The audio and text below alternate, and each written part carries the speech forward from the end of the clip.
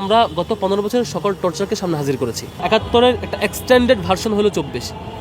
একটাকে মুখোমুখি দাঁড় করানোটা এটা হচ্ছে মুদিবাদী সিনড্রোমের বহিঃপ্রকাশ। বিচার ফেয়ার করেন, ফেয়ার বিচার হবে, ইনসাফ নিশ্চিত করেন। বিচারে যারা অপরাধী পাবেন তাদের পানিশমেন্ট দিবেন। বিচারের মানে এইটা না যে হচ্ছে আপনি আইনজীবীকে গুম করে আয়নাঘরে নিয়ে যাবেন। আমাদের যখন ছাত্র শিবিরের চিত্র প্রদর্শনী চলছিল সেখানে আমরা বিচারিক হত্যাকাণ্ডের একটা পার্ট দেখিয়েছিলাম, যে বিচারিক হত্যাকাণ্ডের ব্যাপারে বাংলাদেশের সকল মতের মানুষেরা একমত। আমরা 71কে কেন্দ্র করে এর আগেও অনেকবার বক্তব্য দিয়েছি, বলেছি 71 বাংলাদেশের আমাদের গৌরবোজ্জ্বল অধ্যায়। 71 আমাদের বাংলাদেশকে এই অঞ্চলে একটা স্বাধীন ভূমি এবং মানচিত্র দিয়েছে। আর ভারতীয় আধিপত্যবাদের কবল থেকে মুক্ত করা এবং ফ্যাসিবাদ থেকে মুক্ত করার জন্য 24 আমাদেরকে এই চূড়ান্ত মুক্তিটা দিয়েছে। অর্থাৎ 71-এর একটা এক্সটেন্ডেড ভার্সন হলো 24।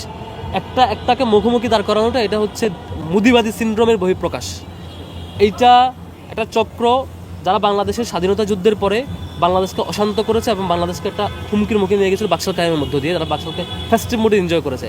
আবার সেম চক্রটা পরবর্তীতে এই অঞ্চলে ফ্যাসিবাদ কায়েম করেছে, শাহবাগী ফ্যাসিবাদ। যেই শাহবাগী ফ্যাসিবাদের মধ্য দিয়ে এখানে বিচারিক হত্যাকাণ্ড যেমন ঘটেছে, একদিনে শতাধিক মানুষকে ক্রস ফায়ার দিয়ে হত্যা করা হয়েছিল, সে হত্যাকাণ্ডকে জাস্টিফাই করা হয়েছিল দিলওয়ার হোসেন সাঈদীর রায়ের সময়।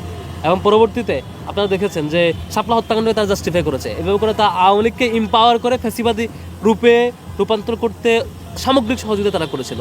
তো সেই জিনিসটার ব্যাপারে আমাদের অবজারভেশন ছিল, আমরা গত 15 বছরের সকল টর্চারকে সামনে হাজির করেছি, বিচারিক হত্যাকাণ্ডের সামনে হাজির। এখানে 71 ভার্সেস 24কে মুখোমুখি করা কোনো চান্সে কারো নাই। 71 তো বাংলাদেশের একদম প্রাইম গৌরবোজ্জ্বল অধ্যায়, আমরা বারবার ক্লিয়ার করেছি। আর একই সাথে গণহত্যার ব্যাপারে আমাদের বক্তব্য ছিল সকল গণহত্যার বিচার হতে হবে। বিচার ফেয়ার করেন, ফেয়ার বিচার হবে, ইনসাফ নিশ্চিত করেন। বিচারে যারা অপরাধী পাবেন তাদের পানিশমেন্ট দিবেন। বিচারের মানে এইটা না যে হচ্ছে আপনি আইনজীবীকে গুম করে আয়নাঘরে নিয়ে যাবেন।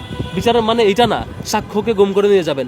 আপনাকে রাষ্ট্রপক্ষের পক্ষে সাক্ষ্য দিতে বাধ্য করা হবে, আর বাধ্য না হইলে আপনি যদি ডিনাই করেন আপনাকে গুম করে নিয়ে যাবে, আপনাকে পরে ভারতে পাওয়া যাবে।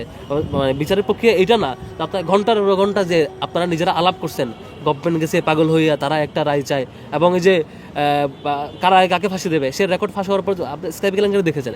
সব কিছু তখন প্রুফ করেছে এটা বিচারিক হত্যাকাণ্ড ছিল। তখন মির্জা ফখরুল ইসলাম আলমগীর বিবৃতি দিয়ে জানিয়েছিল, বেগম খালেদা যেটা প্রতিবাদ করেছে, আরও সব মানুষ এটা প্রতিবাদ করেছে। আমার দেশে স্কাইপ কেলেঙ্কারি বিশাল রেকর্ড ফাঁস হয়েছিল, এবং 5 তারিখে পরে দেখেছেন সে সাক্ষীরা যারা বাধ্য হয়ে সাক্ষ্য দিয়েছিল, মিথ্যা সাক্ষ্য দিয়েছিল, সেই সাক্ষীরা এসে বলেছে যে তারা মিথ্যা সাক্ষী দিয়েছে, সাক্ষ্য দিতে বাধ্য হয়েছিল। এই হত্যাকাণ্ডটা আমরা হাজির করেছি। এখন তারা কালকে একটা বাজে ফ্রেমিং করেছে, আমরা নাকি 71কে 24-এ মুখোমুখি দাঁড় করাচ্ছি, 24কে 71 মুখোমুখি দাঁড় করাচ্ছি। এটা হচ্ছে মিথ্যা ট্যাগিং। তারা ছাত্র শিবিরকে পাকিস্তানি ট্যাগিং দিয়ে তাকে কালকে স্লোগান দিয়েছে, সাদিক কায়েমকে পাকিস্তানি ট্যাগিং দিয়ে স্লোগান দিয়েছে। এটা মূলত হচ্ছে আসলেই কার ছবি টাঙ্গাইছে এটা ইস্যু না, কার ছবি টাঙানো হয়েছে এটা ইস্যু হলে ছাত্রদল গত বছর ডিসেম্বরে যে সালাউদ্দিন কাদের চৌধুরীর ছবি এখানে টাঙানো হয়েছিল বিচারিক হত্যাকাণ্ডের পার্টি, তখন কেউ বিরোধিতা করে নাই। বিরোধিতার মতো ছাত্র শিবিরের ইস্যুতে যেমন আমরা প্রেস কনফারেন্স করেছিলাম গত বছর মধুর ক্যান্টিনে। প্রেস কনফারেন্স করার পরে এবছর প্রেস কনফারেন্সের পরে তারা বিবৃতি দিয়েছে আমরা নাকি মধুদাকে হত্যা করেছি, মধুদাকে হত্যা দায় নিতে, ওই টাইপের প্রেস ব্রিফ তারা করেছে এবং নিন্দা জানিয়েছে।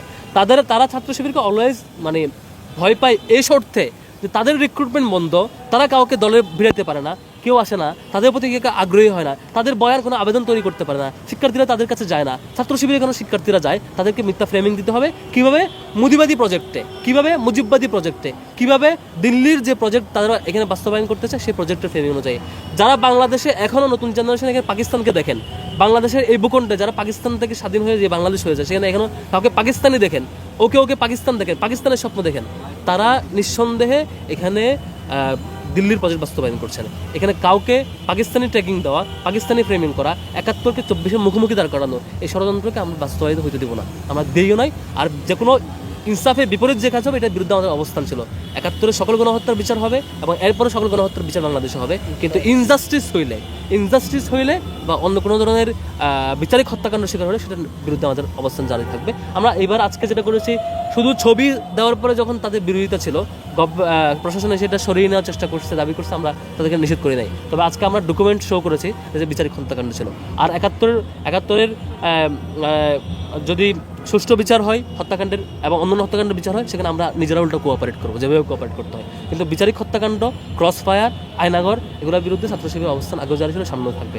আর যারা শিক্ষার্থী বিচ্ছিন্ন, জনবিচ্ছিন্ন, এই অংশটা আপনারা দেখেছেন 7ই মার্চের শেখ মুজিবকে 15 আগস্টের শেখ মুজিবের রূপান্তর করছিল কারা, জনবিচ্ছিন্নতা রূপ নিয়েছিল কারা? এই নির্দিষ্ট একটা চক্রই, যারা বাকশাল কায়েম করে বাংলাদেশকে অস্থিতিশীল করছে, যারা এই আওয়ামী লীগের আওয়ামী লীগের ভর করে এই ফ্যাসিবাদ কায়েম করে আওয়ামী লীগের চূড়ান্ত রূপ তারা দেশ ছাড়া করেছে, কারা? একটা গ্রুপেই। তারা আজকে যদি বিএনপি ছাত্রদল বা কারো উপর ভর করে নতুন পয়েন্ট নির্মাণ করতে চায়, তারা তো নিজেরা ডুববে, অন্যদেরকে ডুবাবে। আমাদের ক্লিয়ার বক্তব্য, আমরা আসলেই নাম্বার 1 হচ্ছে 71 বাংলাদেশের সবার অর্জন, একটা গৌরবোজ্জ্বল অধ্যায়, এই অঞ্চলের মানুষের অর্জন, আমাদের গৌরবোজ্জ্বল অধ্যায়। এটাকে যদি কেউ মুদিবাদী প্রজেক্টের আওতায় নিয়ে এসে মুজিববাদী স্টাইলে বা হাসিনাবাদী বয়ানে যদি কেউ হাজির করতে চায়, আমরা এটা মানবো না। আমরা 71কে আমাদেরই রাখবো, এই জাতির রাখবো, এবং এই গৌরবোজ্জ্বল অধ্যায় আমাদের থাকবে, এবং গণহত্যার বিচার নিশ্চিতভাবে হবে সেটা আশা করছে। আর দ্বিতীয়ত হচ্ছে, আর যে কোনো ধরনের অন্যায়ের প্রতিবাদে যদি কেউ আমাদেরকে মব সৃষ্টি করে, মব সন্ত্রাস করে বাধা দিতে চাই, সেটা আমরা মেনে নেব না। মবের সংস্কৃতির বিলুপ্তি হয়েছে। শাহবাগ 15 বছর চেষ্টা করে তাদের শাহবাগের চূড়ান্ত রূপ ফ্যাসিবাদ কায়েম করে সফল হয় নাই। এই ক্ষুদ্র প্রচেষ্টা দিয়ে, ঠুনকো প্রচেষ্টা দিয়ে এ ধরনের শাহবাগিতা এই অঞ্চলের মানুষ হয়তো সাময়িকভাবে কনফিউজ হতে পারে, সাময়িকভাবে মিথ্যাচারে কনফিউজ হয়ে যেতে পারে, কিন্তু দীর্ঘমেয়াদে এগুলো ভালো ফলাফল বয়ে আনবে না। অন্যায়ের বিরুদ্ধে আমাদের প্রতিবাদ নিশ্চিত জারি থাকবে।